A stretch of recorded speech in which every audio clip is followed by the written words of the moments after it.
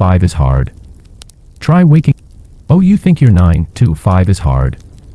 Try waking up before sunrise, breathing in burning soot, swinging a hammer until your bones scream, and doing it every single day for the rest of your life.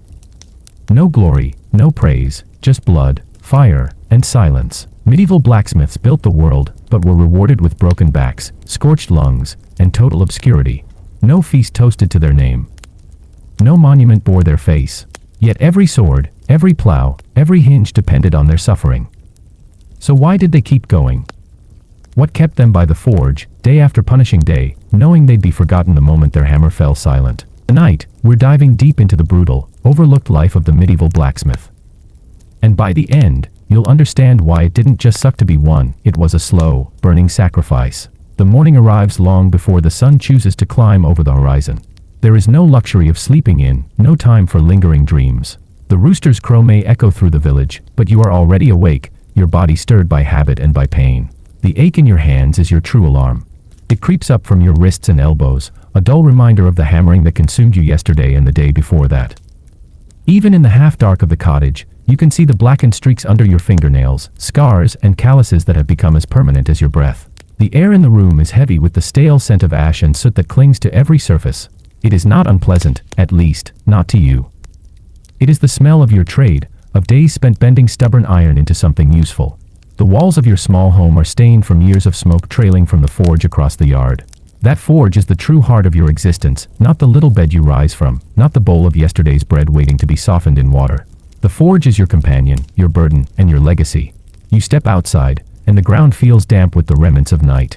The village around you is still asleep, its houses tucked into the shadows like children huddled under blankets. No one sees you rise. No one hears the creak of your door or the shuffle of your feet as you make your way to the workshop. There is no audience for the blacksmith. No one sings songs for the man who keeps the plows sharp and the horseshoe nails straight. And yet, they all rely on you. Every farmer who walks into the fields holds a tool that passed through your fire. Every knight who rides beyond the walls trusts that the blade at his side will hold, that the shield will not splinter under the weight of steel. You are the silent force beneath their successes, a name they may never utter but cannot do without. The forge is cold when you arrive. It always feels strange to see it like this, silent, dark, lifeless. But soon it will awaken with a roar. You push open the heavy wooden door and step inside, inhaling the dry smell of old charcoal. Your tools are exactly where you left them, their shapes familiar as old friends, the heavy hammer worn smooth where your hands grip it, the tongs that bite into metal like the jaws of some iron beast, the chisels lined up like soldiers waiting for orders. There is a moment of quiet before the day begins, and you savor it even as your shoulders tense at what is to come. The work is as predictable as the rising of the sun, a line of tasks, each one demanding your full strength. Horseshoes to shape, hinges to fix, nails to forge, and maybe, if a knight or lord has placed an order, a weapon to create. There is no room for mistakes. The iron is unforgiving. Strike it wrong and it cracks. Heat it too long and it turns brittle. Each piece you shape is a conversation between fire and strength, a dance of timing and skill. You start with the bellows, pulling at the handles until the first sparks catch. Soon, a faint glow grows beneath the coals. It takes patience, this waking of fire. You pump again and again, your arms straining as the embers turn to flame, until the forge begins to breathe. Its orange heart pulses brighter, throwing shadows against the walls. Now the day has truly begun. Your first piece is a simple plowshare. Farmers cannot wait for seasons to turn, and their tools must be ready at all times. You place the iron in the fire and watch as it changes, its dark surface glowing first red, then orange. You count silently in your head, the rhythm ingrained in your memory. Too short, and the metal will resist your hammer. Too long, and it will burn, crumbling like old bread. The hammer rises and falls, each strike ringing out in the morning air. The sound is harsh, unrelenting. It carries across the village like the toll of a bell. Soon, they will all hear it, and they will know you are awake, working as you always do. Your arms work in a steady rhythm, sweat already beginning to bead on your forehead despite the morning chill. The sparks leap like tiny stars, stinging your forearms when they land, but you barely notice. Pain is as much a part of the work as the hammer itself. There is a satisfaction in shaping raw iron into something useful. It is not pride, exactly, but a sense of rightness. This is what you were meant to do. Your father taught you the trade, his hands as scarred and blackened as yours. You remember standing at his side as a child, mesmerized by the heat and light, feeling both fear and awe as the metal bent under his strength. He taught you that the work is honest, that the village needs its blacksmith as much as it needs its baker or its miller.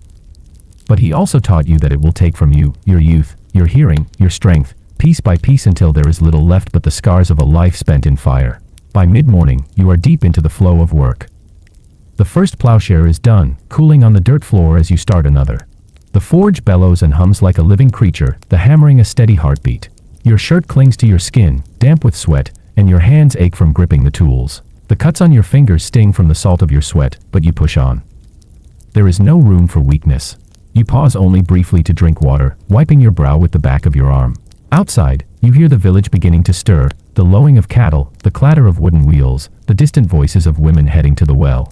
No one stops to think about the men in the forge. No one wonders if you slept well or if your back is screaming from yesterday's labor. The blacksmith is simply expected to be there, working, because without him, the village grinds to a halt. The thought lingers for a moment, a quiet frustration that you rarely allow yourself. You will never be the hero of any tale. When the knight returns with stories of victory, his sword gleaming in the sun, no one will say, that blade would not have survived without the blacksmith's hand. When the farmer brings in a harvest, no one will remember that the plow's sharp edge cut through the soil because you forged it. Your work is invisible, as if the tools and weapons appeared by magic. And yet, there is a kind of power in this invisibility. You are the quiet foundation on which others stand. It is not glory, but it is purpose. The world needs men like you, even if it chooses to forget your name. As the sun finally crests over the hills, its light spilling into the workshop, you glance around the forge and feel the weight of another day settling on your shoulders. The fire is roaring now, and there are still dozens of pieces to shape before the day is done. You sigh, roll your aching wrists, and pick up the hammer once more. The anvil waits. The iron waits. And so you return to the rhythm of fire and steel, knowing that this is your life, early mornings, late nights, and the endless ringing of the hammer that no one will remember, but that shapes everything around them. By mid-morning, the forge is fully awake, no longer the quiet, slumbering thing it was at dawn. It growls now, a living beast of heat and fury. The flames stretch up and out, licking at the blackened bricks, eager to consume, eager to transform. You feed it without pause, your hands moving by instinct, adding charcoal, adjusting the air, maintaining the delicate balance between life-giving flame and destructive inferno. You work the bellows, again and again, shoulders straining. The simple act of pumping the handles is like wrestling with a stubborn ox. The wood creaks beneath your weight, the leather moans with each pull. But it must be done. Without air, there is no fire. Without fire, there is no iron to shape. And without shaped iron, there is no village to function. The air inside the forge has changed since the sun rose. It hangs heavy now, thick with smoke and the oily stench of molten metal. It coats your throat with every breath, burns your nostrils, makes your eyes water. But you've learned long ago to live with that sting. You swallow it like a bitter medicine and keep moving. The anvil rings beneath your hammer, the sharp clang echoing through the forge in a rhythm older than memory. It's the sound of your craft, a language spoken without words. One strike to shape, another to correct, a third to smooth. Then again. And again. And again. The iron bends beneath the blows, not easily, not willingly, but it bends all the same. Each heated bar becomes something more, a horseshoe, a hinge, a plow blade, a nail. Ordinary things, each one, but things that hold the world together. You pull another iron bar from the coals. The glow is right, orange, near white at the edges. You place it against the anvil and bring your hammer down hard. Sparks shoot out like fireflies, landing on your arms, your chest, the floor. Some burn your skin before they die. Some nestle into your clothing and leave little holes as reminders. You don't flinch. You haven't in years. That kind of pain becomes background noise after a while, like the creak of the rafters or the hiss of the fire. You wipe sweat from your brow with a sooty forearm and glance toward the pile of unfinished orders. It doesn't look any smaller than it did at dawn. In fact, it may have grown. That's how it always goes. A neighbor needs a latch for his barn door. The village elder requests a new cauldron hook. The tanner wants a fresh set of rivets. The night squire, ever in a hurry, needs a sword rebalanced before sundown. Each piece, each task, is different, but the work behind them is the same: muscle, fire, repetition, exhaustion. There is no rhythm to the orders. When they come. Some days you make only nails, hundreds of them, thin and straight and almost mindless. Other days, it's blade after blade, each one needing perfect balance, perfect shape, perfect temper. Today it's everything: horseshoes in the morning, plowshares by midday, a dozen iron brackets for the carpenter waiting in the evening. You do not choose your tasks. The work chooses you. You switch tools with practiced speed. The hammer gives way to tongs, the chisel slides in where the punch was a moment ago. Your hands know the weight and balance of each one. You barely have to think about it. After all these years, your body remembers what your mind no longer needs to. But your body also reminds you of what's been taken. Your shoulders ache with a deep, grinding weariness that even sleep no longer heals. Your wrists flare with sharp pain if twisted too quickly. Your knees crack when you shift your stance too fast. These are the marks of the forge, as permanent as any brand. You could no sooner remove them than you could undo your trade. You pause only once, late in the morning, to gulp down a mug of water. The liquid is lukewarm and tastes faintly of ash, but it helps for a moment. You lean against the wall and look at your blackened hands. The cracks in your knuckles are deeper today.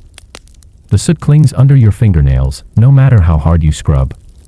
You remember a time when you tried to keep clean, back when you were still an apprentice, eager and uncertain. That was before you learned that the forge never leaves you, no matter how many times you wash your skin. You hear a knock at the forge door.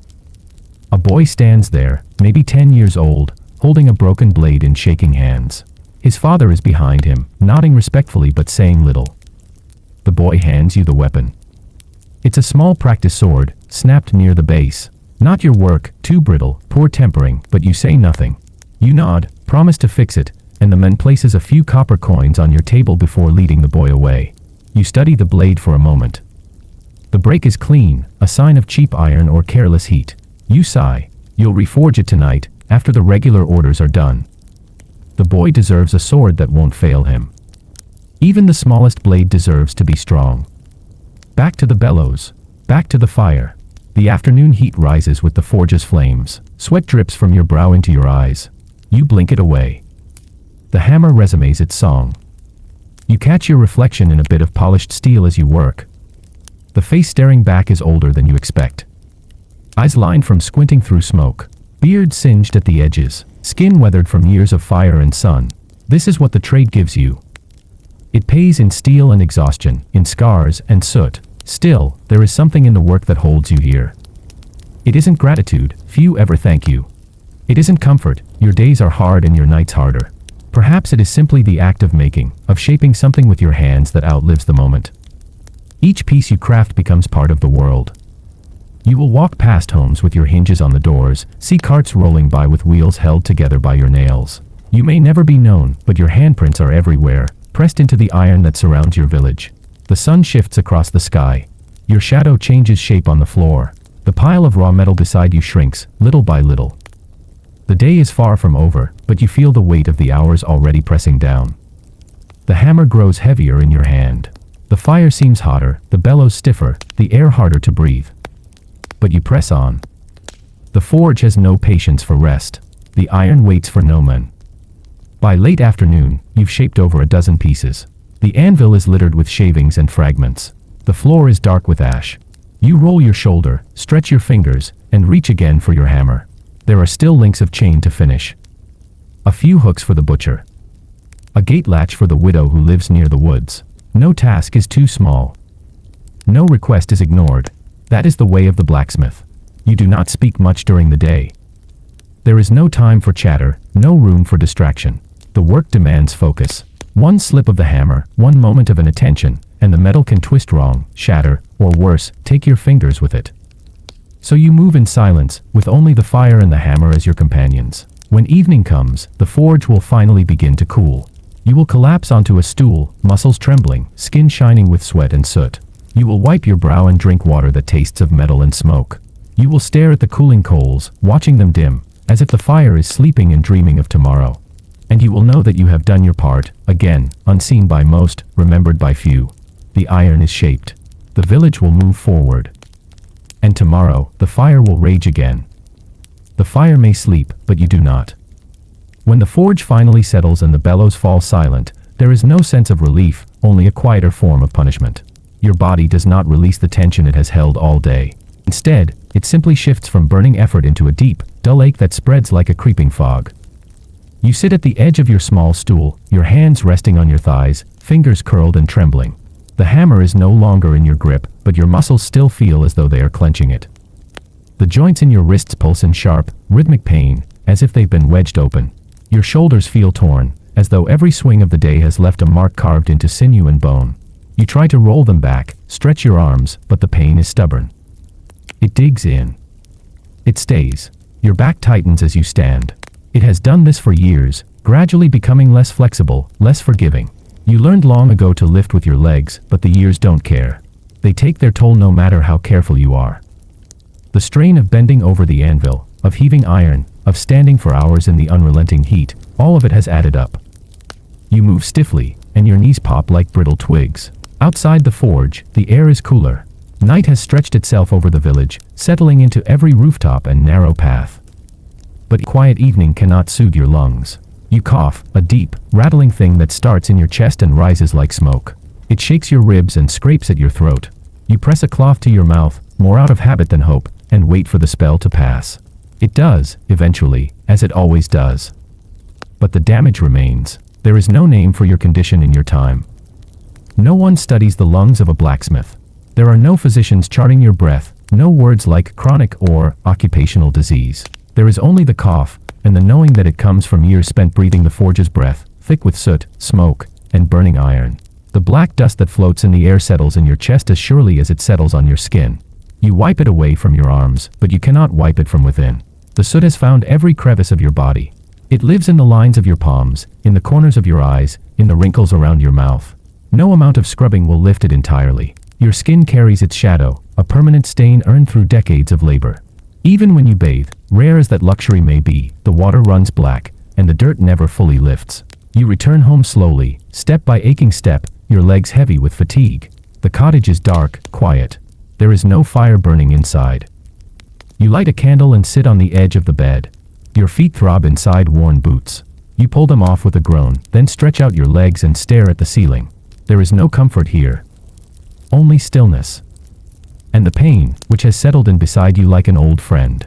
Your hearing is not what it was. That's another gift from the forge. Decades of ringing metal and roaring flame have dulled your ears until everything sounds far away, as though spoken through walls. Conversations drift past you in muffled tones. You've learned to read lips, somewhat. You nod when expected, smile when needed. Pretend you've heard. People don't notice. Or maybe they do, but they don't mention it. Sometimes you think back to when the hearing loss began, when the hammer's ring stopped piercing your ears and instead became a dull thud. At first, you welcomed it. A break from the endless noise. But the silence grew. It swallowed voices, bird songs, laughter. The world became quieter, yes, but also lonelier. You stretch out on the bed, but rest does not come quickly. Your legs twitch, your joints throb. You close your eyes and breathe deeply, but the breath feels thick, heavy with residue. You cough again, turning on your side, pressing your face into the crook of your arm to muffle the sound. Sleep is not a reward. It is an interruption, a brief pause in the pattern of pain. And even when you do sleep, your dreams offer no escape. They are filled with the sounds of the forge, with iron striking iron, with the heat and sweat and ache. You have hammered in your dreams more times than you can count. You've woken with your fingers curled into fists, your jaw clenched, your heart racing. Sometimes, in the silence of the night, you wonder how many years your body has left. You've seen other blacksmiths age poorly. Hands curled into claws, backs bent in half. Teeth lost, breath ragged. You try not to think of those endings, but they visit you anyway, uninvited. There is no healing in this life. No remedy for what you've taken on. You've heard stories, nobles with doctors, traveling monks with herbs and oils, but those luxuries are not for you. You wrap your joints in strips of cloth. You soak your feet when you can. You drink a bitter brew made from bark and roots that an old widow once gave you. It dulls the edge of the pain, but it does not banish it. There is no end to the work, only pauses between tasks. Even in your exhaustion, your mind turns to tomorrow. A new plow to forge. A wagon axle to mend. A sword to sharpen. You remember promises made and orders still unfinished. The forge may sleep, but it dreams of fire. And you are never far from it. At the edge of the bed, you keep a small piece of iron, a simple horseshoe nail you made long ago. You roll it between your fingers sometimes when the pain is worst. It is a reminder, not of pride, but of permanence. That something you made still exists, still endures. You rise before dawn, but tonight you fall into sleep as the candle burns low. The pain will be there in the morning. It always is. It waits with the hammer. With the bellows. with the fire. And so you sleep not to escape it, but to gather just enough strength to meet it again. The forge does not rest. And neither do you. There is a certain cruelty in the precision that your trade demands. Iron is not kind to carelessness. It does not forgive a single second of distraction or a moment of impatience. It bends when you strike it just right, when the heat is perfect and the angle is exact. But if your judgment slips, if your timing falters, it does more than resist. It breaks. Today, you are working on a blade. Not for war, but for harvest. A sickle, meant for a farmer preparing for the coming season. It looks simple, curved, unassuming, but the edge must be flawless. If it chips in the field, if it breaks under stress, it could mean injury. Or worse. You heat the metal, test its color, and bring it to the anvil. The first strike sounds off. You stop immediately. Something feels wrong. A subtle resistance, an unfamiliar vibration in the hammer's handle. You examine the blade and see a faint fracture beginning to form near the tang. You place it back in the coals and wait, watching the fire stir around it. This is the part no one sees. They know the blacksmith delivers a blade, a shoe, a hinge, a bolt. But they do not see the moments between, the doubts, the rework, the second chances before disaster strikes. They do not see the times you set a piece aside and begin again, not because you were lazy, but because you refused to let anything weak pass through your hands. The sickle is saved, for now. The fracture will be mended in fire and reshaped before it becomes a crack. But not all pieces are so lucky. You remember a day last autumn when a horseshoe broke under the weight of a young stallion. The angle had been just slightly wrong. The metal had cooled unevenly. And though no one said it aloud, their eyes fell on you when the horse stumbled. The beast recovered, but the blacksmith did not. You felt that glare like a wound. One mistake can cost a life. You learned that lesson early. Your father used to say it with every new apprentice. A crooked plowshare can wreck a season's crop. A brittle knife can snap and wound a hand. A sword with a flaw in the spine can shatter in battle. When something fails, no one blames the flame, or the ore, or the heat of the day. They blame the hand that shaped it. They blame you. And so you test every piece again and again. You hold your blades up to the light. You run your fingers over the surface of your nails, feeling for burrs. You drop horseshoes to the floor, listening for the ring that tells you the balance is right.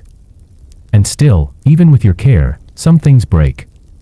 Your tools, too, are not immune.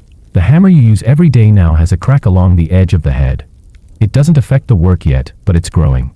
You'll need to reforge it soon. But not now. There's no time for that. The tongs you use to grip hot iron have lost their bite. The hinge sticks. You've adjusted them twice already. You keep telling yourself they'll last another day, maybe two. But you know better. You know they're weakening. And when the chisel snaps in the middle of a job, sending a sliver of steel flying past your face, the delay is over. You set the broken tool aside, wipe your brow with the back of your arm, and start the slow, familiar process of repair. The irony never leaves you. There is no blacksmith for the blacksmith. When your tools break, you mend them yourself. There is no one to pass them to, no shopkeeper who can offer you a replacement. You are the beginning and the end of the chain. You select a rod of iron from your dwindling supply and heat it. You shape the new chisel head with care, flattening it to just the right width, just the right taper. You harden it in water, test its edge, then attach it to the old handle. It takes time that pushes other orders further down the line, but it must be done. There's a lesson in this, buried deep beneath the ash and strain, that even the strongest tools are temporary. Even the ones you trust most will fail. Nothing made by hand lasts forever. But the work never stops. By midday, the orders have piled up again. A message arrives from the mill. The wheel's locking pin has worn down and must be replaced before the next grain delivery. A soldier needs a new dagger. A wagoner wants 2 replacement bolts for a broken axle. You list them out in your mind, lining them up behind the sickle, the chain, the brace, the latch. You've long since stopped counting the hours in a day. They aren't enough, not even on the best of days. You simply keep moving from one task to the next. There are moments, rare, fleeting, when your frustration threatens to rise. Not at the work itself. You've made peace with the labor, the heat, the noise, but at the way it builds, always faster than you can push it back. For every task finished, 2 more appear. And sometimes, you do feel the weight of that imbalance. You look at your stack of tools and see not instruments of craft, but burdens you must constantly repair, feed, and fear. One by one, they betray you. The bellows lose their seal. The anvil chips. The hammer loosens in its haft. You once had an apprentice who thought being a blacksmith meant only the shaping of things. He didn't last. Couldn't understand that half the job is keeping your own tools alive. Couldn't understand that mistakes are measured not in scraps of metal, but in pain and blame. You take the repaired chisel and test it on a spare bar of iron. It holds. The edge bites cleanly. You nod, satisfied. One tool restored. Others still waiting. Outside, the sky begins to shift toward dusk. You light another candle inside the forge, even though the sun still lingers above the horizon. It's easier than working in shadows, and you know you'll still be here when the light is gone. You return to the orders. The hammer rings again. Sparks jump once more. There is no celebration for a well-forged nail. No applause for a mended chisel. No one stops to think about what it means to make something that doesn't fail. But you do. You think about it every day. Every time your fingers close around the grip of a repaired tool. Every time you strike true on the first blow. Every time a blade leaves your forge, and you know it will not break unless the world itself snaps it in two. You build with certainty, because you must. Because doubt makes for crooked lines and shattered steel. And because, in the end, this work, this endless, consuming, air-fed work, is the only part of your life that still listens to you. You are the blacksmith. There is no one else. And the line of orders never ends. By the time midsummer arrives, your body feels like it's being slow roasted from the inside. The forge, always hot, now turns into something else entirely, an inferno that sucks the moisture from your bones and leaves your skin slick and searing. You try to work with your tunic on, but it soaks through in minutes and binds against your back like wet leather. Eventually, like every summer, you give in and strip to the waist, not for comfort, but for survival. The coals in the hearth glow a furious orange, and every pump of the bellows makes the flames dance higher, licking the walls, the ceiling, your arms. The forge becomes its own kind of monster in summer, hungry for fuel, thirsty for sweat, and merciless to your body. There is no escape from it. The stones underfoot grow hot enough to scald. The iron you pull from the coal spits sparks like angry insects, and the hammer's handle becomes slippery in your grasp. You wrap your palms in cloth, again and again, to keep your grip firm. But the orders don't slow just because the sun hangs heavier in the sky. If anything, they multiply. Plowshares are dulled and bent from spring's planting. Horseshoes wear thin from travel on dry, cracked roads. Axes must be resharpened. Swords must be prepared for summer raids. You swing the hammer like a pendulum, hour after hour, letting the rhythm dull your sense of pain. But it builds anyway, behind your eyes, in your lower back, deep in your wrists. Sometimes you pause to drink from a skin of lukewarm water, the only thing keeping your muscles from locking up completely. You can feel the sun through the forge roof, can smell your own skin burning where the sparks have landed. When the light fades from the sky, it's not relief, it just means less visibility, more guesswork. A misstrike now means danger. You keep working. Then comes winter, and it doesn't bring comfort, it simply replaces one kind of torment with another. You wake in a room so cold your breath curls like smoke above your lips. The iron stove in your cottage offers only a feeble warmth, barely enough to thaw your hands before you trudge across the frozen yard. The forge is quiet, dead. You dread starting it. The coals from the night before have long since gone gray and cold, and it takes hours to coax new flame from kindling and flint. You kneel before the hearth, blowing gently, ice stinging from the smoke. When the first tiny flame appears, it's a victory, and the beginning of another war. Even when the forge warms, the cold lingers in your bones. Your fingers are stiff and cracked, the skin split near your knuckles from dry air and endless hammering. You wrap them in oiled rags, but the pain doesn't fade. You heat the iron faster than your body can respond, so your hands alternate between burning and freezing, never finding peace. Sometimes the metal hardens too quickly in the cold, shattering under your hammer, sending slivers flying. One struck you in the cheek last week. It still hasn't healed. Cold metal bites harder than hot metal in some ways. It resists your tools. It slows your progress. You find yourself fighting it as if it's alive and stubborn. The bellows feel heavier in the cold air, and your body, already stiff, screams at every motion. But the work cannot wait. Tools are still needed, armor still repaired. Winter brings storms, floods, and broken cartwheels. Your forge becomes the last hope for many, though they rarely thank you. The worst is when snow clogs the roads, and farmers come in on foot with broken gear. They carry their burdens into your forge with frozen fingers and eyes full of silent desperation. You take their work, you nod, and you begin again. Sometimes you hear the wind howling through the eaves and wonder if the roof will hold. You can't remember a time when it didn't leak in at least one corner. Rain turns your floor to muck. Ice creeps up the stone walls like ivy. You catch illnesses more easily in the winter.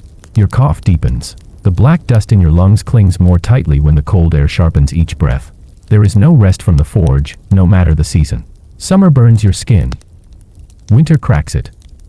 You bear it because there's no one else to do it. You once dreamed of apprentices, someone to pass on the trade, to share the burden. But the last boy you took on left after 2 weeks, said he'd rather muck stables than ruin his hands. And who could blame him? The calluses you've built up are thick, but they don't protect from the ache that never fades. They don't keep the cold out. They don't bring comfort. And yet the forge remains the one constant in your life. It is your livelihood, your burden, your curse, and your legacy. You forged swords for lords you've never met, repaired armor for battles you never saw. You shod war horses that carried knights to glory, and made hinges for doors that will never open for you. Through summer heat and winter frost, the hammer never stops. Each season adds a layer to your suffering, a new weight to your spine. You've grown older faster than your years, worn down by the fire and the frost alike. But you show up each morning because no one else will. There are days, rare ones, when the iron sings under your hammer just right, and you remember why you ever learned this trade. The way a glowing blade curves just so, the way a plowshare gleams in the dim light when finished. But those moments are fleeting, quickly buried beneath another stack of orders, another pile of broken tools. Seasons pass. The forge changes with them. But your place remains the same, bent over the anvil, hands wrapped in cloth, sweat running down your spine or freezing on your chin. You don't mark the years by birthdays. You mark them by how much your cough has worsened, by how often your joints lock up, by how early you have to start the fire to get the iron ready. There is no perfect time for a blacksmith. There is only the fire, the iron, the cold, the heat, and the never-ending noise of your labor. And tomorrow, you will wake to do it all again. You sit on the edge of your workbench, feet heavy with exhaustion, arms limp at your sides. Outside the sun sinks low, casting golden light across the village rooftops. Children run through the streets. Their laughter echoes between houses. Somewhere, a feast is beginning, bread fresh from the oven, meat sizzling, ale being poured. You hear the faint strum of a lute and the rise of voices in song. But your forge still smolders. Your work is not yet done. You are the blacksmith. The men behind every hinge and horseshoe, every blade and bridle. And though the village depends on your fire, your hands, your silence, you are not part of their celebration. No one invites the blacksmith to the table. Not really. There may be nods of thanks, a mug of weak ale handed to you now and then, but you are not among the honored. When the Lord speaks of valor, he tells the tales of knights who ride with banners high, swords gleaming in the sun. That sword might bear your maker's mark, subtle, tucked near the guard, but your name is never spoken. You were never in the tale, just near it. The solitude of the forge is something you once welcomed. As a boy, when you first stood beside your father and watched him turn raw iron into something sharp, something useful, the glow of the fire thrilled you. It made you feel strong, part of something greater. You thought your place behind the flame meant you belonged to the heart of the village. Now you understand, the forge is your prison as much as it is your power. The work keeps you from the world. You cannot leave it, not even for a day, not without orders piling up. Farmers need blades. Carpenters need nails. Soldiers need spearheads. Horses lose shoes. Gates rust. Chains snap. If you step away, even briefly, life begins to break down. So you stay. And in staying, you vanish, slowly, like smoke curling from your chimney into the twilight. No one sees where it goes. No one follows it. The silence is no longer peaceful. It's just empty. There are moments, late in the night, when you sit by the dying embers and try to remember the last time you laughed with someone. Not just a grunt of agreement, not a nod from a passing customer, but real laughter. Something that shook your ribs and made your face ache. You can't remember. The work stole it long ago. You eat alone, usually with your back against the cold stone wall, a wooden plate balanced on your thigh. Your fingers are too thick and scarred for delicate movements now, so tearing bread is more efficient than cutting it. Your meals are often just scraps, whatever's left, whatever's quick. You once dreamed of roasted meat, thick gravy, sweet fruit. Now you eat what fills the gap in your belly, not what pleases the tongue. And when you do attend a gathering, you sit at the edge of the hall, your skin still smudged with soot, your clothes rough and stained. The other villagers shift in their seats, politely avoiding your gaze. The noblemen don't speak to you. The women whisper of the blacksmith stench. You smile, faintly.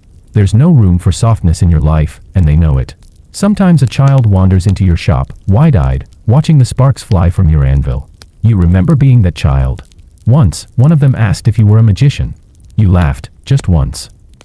No, you said. Just a man who hits things until they work. It was truer than you meant it to be. You've made armor that saved lives and chains that held men prisoner. Your work has outlived you in many ways. Some of your earliest blades still hang above hearths or rest in a warrior's scabbard far from here. But no one remembers who made them. The story is in the using, not the making. And still, you work. The rhythm of hammer and tong is the only constant you know. That sound, the clank, the ring, the hiss of quenched metal, is the heartbeat of your life. It is your comfort and your curse. Without it, you are no one. With it, you are still invisible. You keep the village together in a way few understand. When a cartwheel breaks, you fix it. When a lock fails, you repair it. When war comes, you forge the weapons. And when peace returns, you make tools to rebuild what was burned. You are behind every effort, yet never its face. No bard sings of you. No children dress as blacksmiths in games. You are the backdrop, the smoke behind the hero, the soot beneath the story. But you are not bitter. Not exactly. There is something honest in your labor. Something that cannot be stripped away by neglect or ignorance. When your hammer lands true, and the iron bends as it should, there is a quiet pride that lives in your chest. Not loud, not boastful. Just steady. You have shaped steel with nothing but your hands and will. You have turned ruin into resilience. You have endured what would break softer men. And you will do it again tomorrow. As night closes in, you douse the coals and wipe your arms with a coarse rag. Your muscles protest every movement. Your back is tight, your knees stiff. You step outside and breathe the cooler air, free at last of smoke and sweat. The village is quiet now. Lights flicker behind shutters. The feast is ending. You hear laughter still, somewhere distant. You walk past your tools, stacked with care. Each one made or mended by your own hand. You know them better than you know most people. They don't talk, but they never lie. Before you close the door, you glance once more at your anvil. It's worn smooth in places, dented in others. You've beaten your life into that iron. And tomorrow, you'll do it again. Because someone must. And though they forget you, though the world passes you by without applause or poetry, you remain. Quiet, patient, ever burning. You are the blacksmith. Not a hero. But the reason heroes exist. The boy arrives at dawn, long before the sun has dried the dew from the grass. His face is round, scrubbed too clean, his hands still soft with youth. He watches you from the doorway of the forge, unsure whether to speak or wait. You don't tell him to come in. You just gesture toward the coals and get back to work. He's eager, of course. They always are at first. Dreams fill his head, shaping swords fit for kings, forging armor that turns away death, crafting the great works that last beyond a man's years. He doesn't yet know that most days are just hammering horseshoes and fixing rusted hinges. You hand him the bellows rope and say nothing. Let him feel the weight of the first task. He struggles with the rhythm, the timing. The coals flicker weakly at first, then flare. The heat surprises him, makes him flinch. You catch it in his eyes. That first spark of discomfort, where dreams begin to buckle under reality. By noon, he's sweating through his tunic, arms aching from pumping the bellows, soot streaking his forehead where he wiped it without thinking. You don't scold him for the black smears. You just hand him a length of raw iron and tell him to hold it steady. The real lessons begin now. When the hammer meets the metal, he jumps. Every blow rings through the forge like a curse shouted to the heavens. You watch his eyes dart toward the glowing iron, the flying sparks, the sharp flash of fire. He's never been this close to violence before. Not the kind that wounds men, but the kind that burns and shapes without care for fear. He asks questions, and you answer with gestures, not out of unkindness, but necessity. The ringing has long since stolen your hearing. You live in the vibrations of the anvil now, in the feel of steel giving way under pressure. You don't need words to teach. The work speaks loud enough. The boy is clumsy. That's to be expected. He grips the tongs wrong. He drops the chisel. He reaches too near the heat and pulls his hand back with a hiss.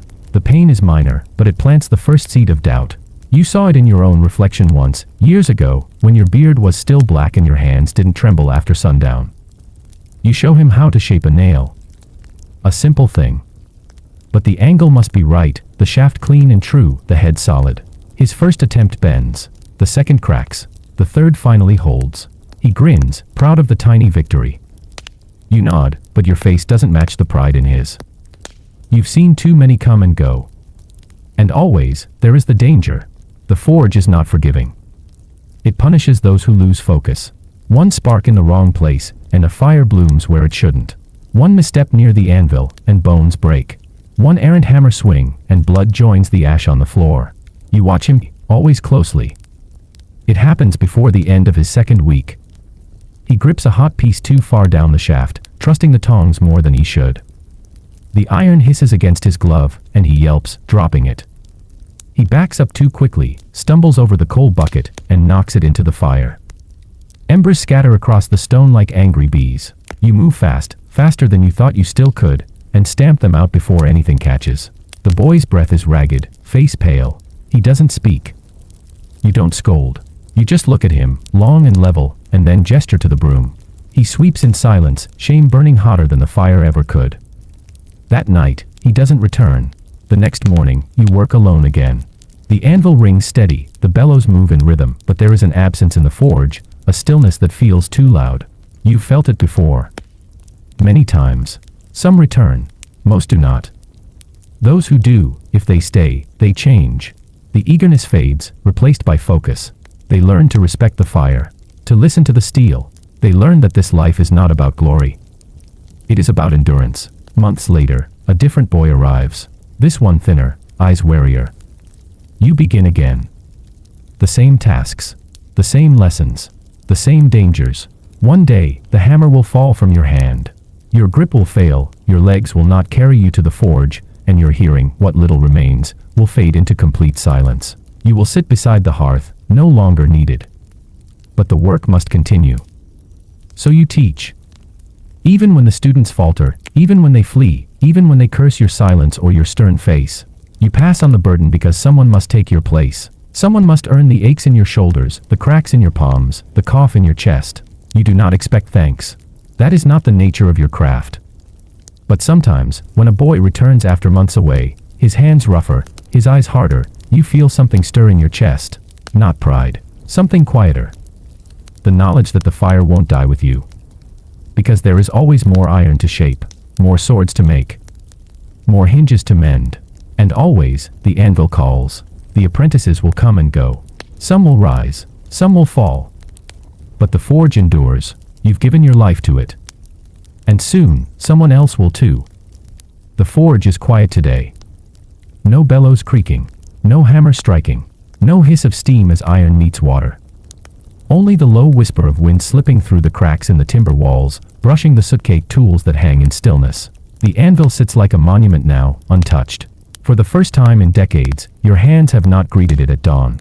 You sit on the same stool where you once took moments to gulp water or sharpen blades. Now you sit for longer stretches, wrapped in a thick blanket, staring into the dim hearth where no flames rise. The forge you built with your own two hands, stone by stone, beam by beam, no longer roars. The ashes are cold. The air carries the scent of oil, coal, and memory.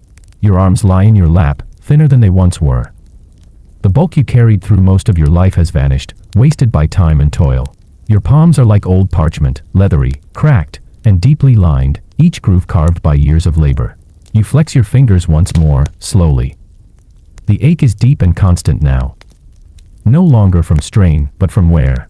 You feel the echo of every nail shaped, every horseshoe beaten, every blade hardened. The muscles remember, even if the metal no longer waits. There was a time when your hammer was like an extension of your will. It knew your rhythm, followed your thoughts. You didn't need to look to know how it would fall. But now it lies across the room, resting against the base of the anvil. You haven't touched it in days. The last time you tried, your grip gave out, your strength gone before you even lifted it waist high. You sat down that day, and the hammer stayed where it landed.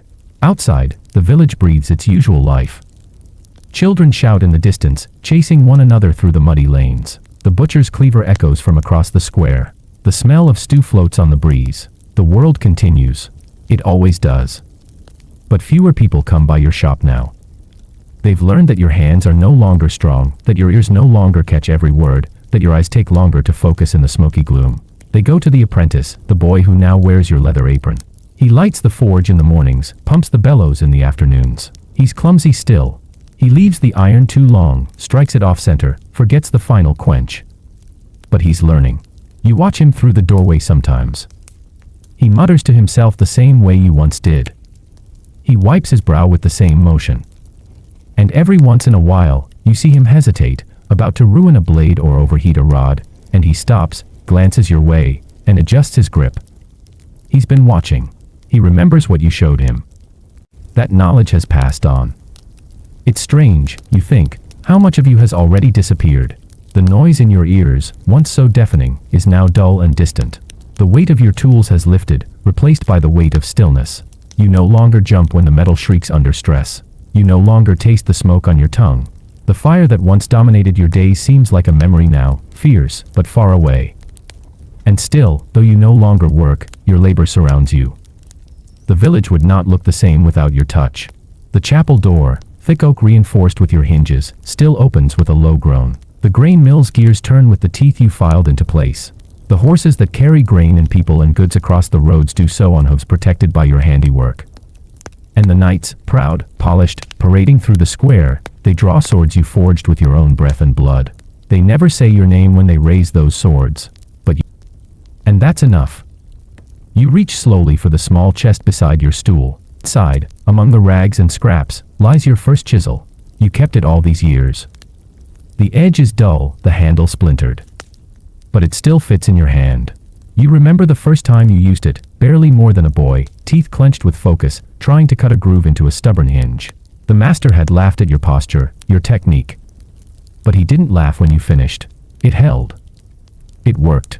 And that was when you knew this was your path. The chisel rests in your palm for a long time. Then you place it back, careful, reverent. It deserves its rest, too. You think of the other apprentices who came and went. Some stayed for weeks. Some left after a single burn. A few lasted years but eventually chose easier paths, farming, trading, even traveling. Only a rare few remained, shoulders squared, eyes steady, willing to inherit the aches that come with the craft. The boy now in your place, he stayed. You're grateful. The forge lives on through him. It will outlast you. Your thoughts drift toward the inevitable. You don't fear it. Not anymore. Death is just another cooling, a final quenching. You have already faced fire hotter than anything it could bring. You have stared into glowing coals, smelled your own skin burn, lost comrades to splinters of steel and falling beams. What could it take from you that labor hasn't already stripped away? No, it's not fear you feel. It's something quieter. Resignation, perhaps. Reflection. You do not expect mourning. There will be no monument. But in every creaking hinge, every iron latch, every worn plowshare still slicing through earth, you will remain. You won't be remembered in name, but in function. In endurance. And really, that was always the blacksmith's way. You hear footsteps, light ones, outside the shop. The apprentice, coming to check on you. You don't rise. You wait. The door opens, a shaft of light cutting through the gloom. He sees you sitting there, wrapped in your blanket, your hands resting still. He says nothing at first, only nods. You nod back. Forge is hot, he says softly. Metal's ready. You smile. Not because you'll be joining him, but because the rhythm continues. He walks to the hearth, begins pumping the bellows. You listen to the familiar sound as it builds, slow and steady, until the coals glow again. Sparks rise. The anvil waits. You lean back in your chair, eyes closed. The anvil will ring again today. Not for you, but because of you. And perhaps, in this way, you will never